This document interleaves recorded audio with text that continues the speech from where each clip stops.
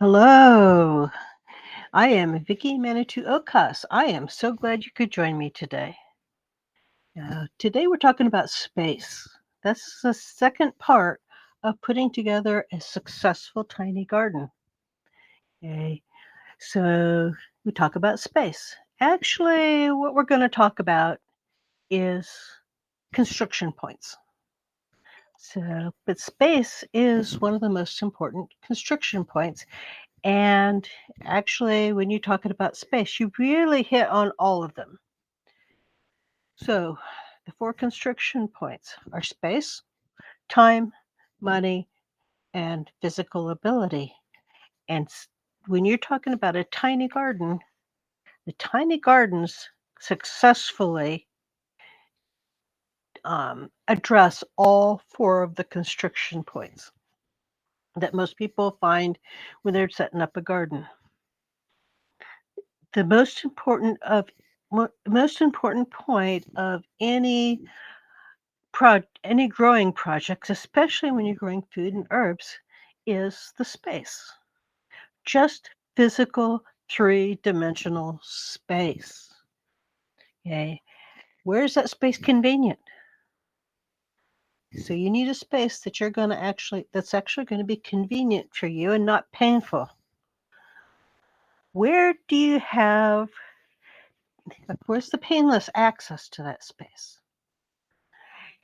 Don't take it behind stuff you have to move or shuffle. Okay? Put it someplace where you can get to it easily, where you're gonna tend to it, where it's going to tempt you to grab an herb or grab a taste of a green or a tomato or whatever it is that you're growing. Okay? You don't want to shuffle. The closer to the point of use, the better. If you've got kids, those cherry tomatoes where they're going to grab them coming in the door from school is perfect. Yay. A place that you walk by or they walk by, a place where all you have to do is take a couple of steps and grab a pinch off of an herb to put it in your cooking. Where this tiny garden, you also need a place where your tiny garden will be safe, where it's not going to get knocked over, where your big dog isn't going to be running through the house with your kids, okay, roughhousing, and get in the middle of it, and you have all of you on the floor. Where is it going to be easy for you to take care of? Where is it going to call to you? Where's it going to talk to you? So those are all your considerations in the space. So you start looking around the spaces that are available to you, inside and outside. But right now we're talking mostly inside because we're going into fall. And I'm personally looking at where can I create a growing space inside for the plants that I've got and the plants that I want to create. Okay. So you look for that space that is underutilized. Where can things be moved just a little to open up that pocket of space? Now you're talking about a little bit of time. Okay. The spot that is underutilized might not be the spot that you're growing things in. Okay. It might be a dark corner that you've got that you can move something to. Okay. If you've got things that aren't being used that are in a prime location, tuck them behind something. Okay. So what you're doing is storing. If you need to get to it like once a year, put it someplace else, not in prime spot. Okay. It could be that underutilized space is a really good space for growing a plant, but it doesn't have to be. Okay. You just open up your mind and start looking with a critical eye without judging about what is and what isn't. Okay, as to what can be moved, where can you create space, where do you have space that you don't have to change to utilize. Okay, but whatever you're looking at um, Where is a space that I can grow things? Okay. And think in 3 dimensions. Okay. Once you've found a spot that you think might work, start thinking in 3 dimensions, not just 2. So you're looking at how deep is it? Okay. Can I easily access the full depth? Okay. Can I stand there and reach my arm and reach the back of it? Okay. What about the width? What does that width look like? Now, the most important is how tall is it? Think about how you can use that space from the floor to an easy spot that you can reach, or maybe even higher. So, from floor to ceiling, how can you utilize that whole space? That opens up a lot of possibilities when you start talking and start looking in 3 dimensions instead of 2. Okay. S- Once you have a space that you think is going to work, start measuring those spaces. Okay. Take the measurements, draw out a rough map. When I map out a space, whether it's inside or outside, I make cutouts. I make a 2-scale map, and then I make cutouts the same scale, and I start moving things around on the map until I get arrangement that I like. Okay. I do that before I move anything physically, before I do anything physically. But dream a little bit. That's how I dream a little bit. Okay, is by mapping out the space, drawing it out to dimension, taking measurements, thinking about what I want, and then moving pieces of paper on a map. I look indoors, look outdoors, look at your transition spaces. All of these have potential, but the potentials are different, and it depends on what you want in your space and what you're looking for in your tiny garden. Okay. Can you set up a cold frame? What's your climate like outside? What's your climate like in the winter? What's your climate like in the summer? To have a 4 seasons growing, do you need to be inside? Can you be in a transition space? Or can you be outside? Okay. Look at your space in the terms of humidity and water. Okay. Plants have humidity needs and plants have water needs, and each one's unique. So, that doesn't mean that you can't grow something in the space that you're looking at, but the humidity and accessibility to water and how you can protect that space from water if you need to is going to determine, in part, what plants you can grow there. And is that construction going to be acceptable? Okay. Look at the space in terms of temperature. Is this at room temperature? Do the temperatures vary? Do you have a space that gets cold but it doesn't freeze? Okay. Do you have a space that stays warm and bright? Okay. Um, do you have a space that freezes for plants that want to go fully dormant? So each plant has a temperature range that it likes. Okay. And if some of the plants that I grow require a chill period, but they don't like to freeze. It is Those are the most challenging plants to grow in this area because we get hard freezes outside most of the winter. And yet, bring it all the way into the house, those plants don't thrive either.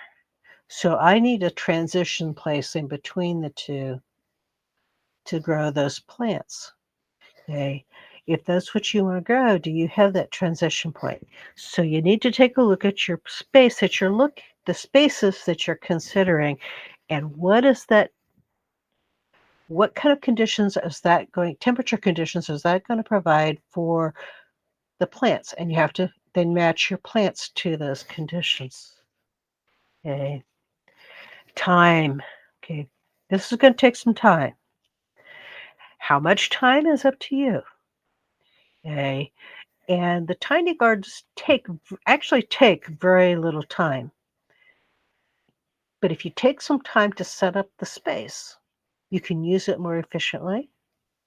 If you don't have time to set up the space and all you want and what you want to do is set up a garden, then by all means do that. Okay. But the more time and energy and thought that you put into it, now the less time and energy it takes tomorrow. Okay. That doesn't mean that you have to put all of it in right now. Okay. I'm looking at getting you going with a tiny garden this week. But I also want you to keep an eye on what you want for the next year and considering how you're going to set up a space to achieve the goals that you want to achieve and how much time and energy that's going to take. Sometimes it takes some money too. Okay, but the time is actually more important. Light. Okay. And I think that the time and temperature and humidity is much more important than the light that's available in that space because you can change the light level. Okay. There are some very, very good grow lights out right now that you can add to a space that you can increase the light. Okay. If you've got plants like mushrooms that like less light than what the space provides, then you can shade them. Okay. Light is probably the most changeable. Light and temperature are the two most changeable parts of creating a space. But each plant has its own specific needs for light. But you can grow something in almost any condition, any light conditions. You might be growing mushrooms, okay, or you might be adding grow lights so that you can grow different crops. Okay. So the two the two things that you can change in a space are the temperature and the light. You can change any of it, but the two easiest to change are temperature and light. Okay. The rest of it, if you get the rest of it, then work on changing the temperature and light. Okay. The last thing is money. Okay. And I can tell you from experience that gardening does not take money. It doesn't take very much money.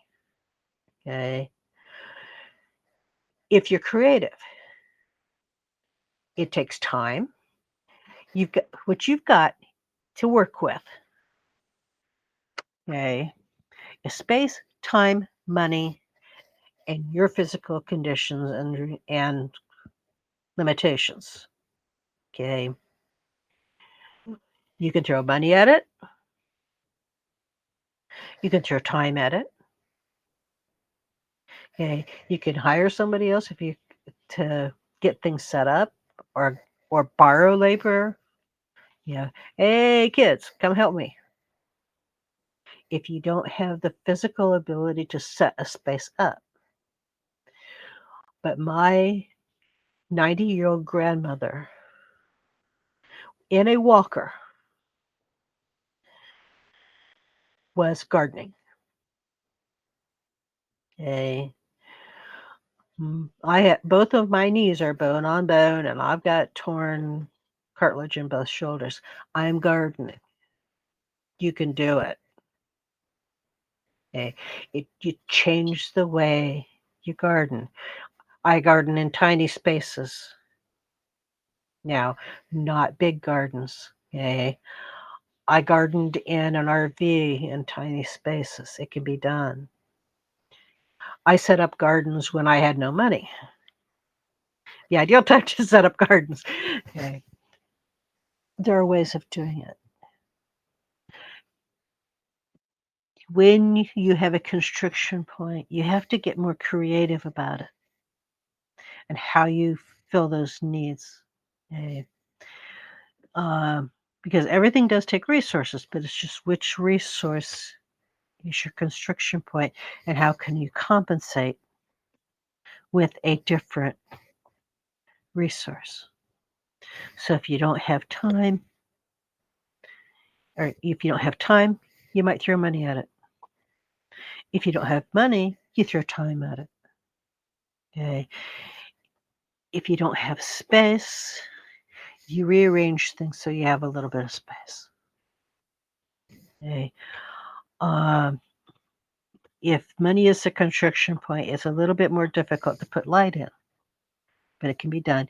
You just take your time, okay, and you work with the constrictions and you get very, very creative. Okay. You think in 3 dimensions. Can you hang it from the ceiling?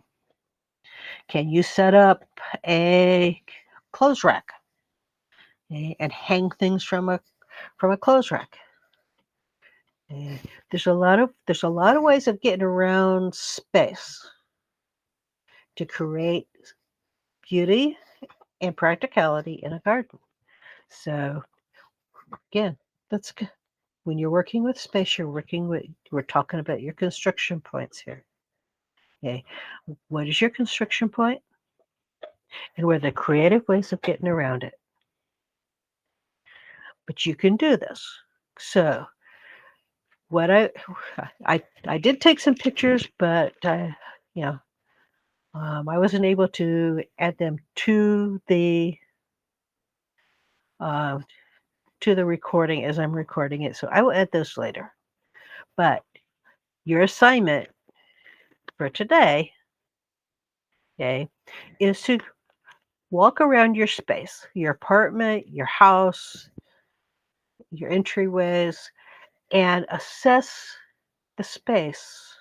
Assess your area for spaces that you might be able to grow things in. Okay. Take pictures if you want, measure it, measure height, think in 3 dimensions, and think of what the possibilities of that space, those spaces could be. What can be moved? Who can you get to help move it to create that space? Where's your light? Oh, that was the other thing, is once you've got a space that you think you want, that you like, then track the way the light plays through that space on a daily basis. Okay. Where is it actually direct light? Where is it shaded? Where is it just look bright, but it's not? So actually track how that light runs through that space. So you got a feel for what's going to grow there and what's not, and what you need to adjust as far as the conditions in the space that you're looking at. So anyway, I'm glad you joined me today, and that is all that I've got for you now. But so yesterday we talked about goals. Today we're talking about constriction points in space. Okay. Tomorrow, next session, we're going to talk about the containers themselves. So come play in the dirt with me. All right. Thanks for coming. Bye.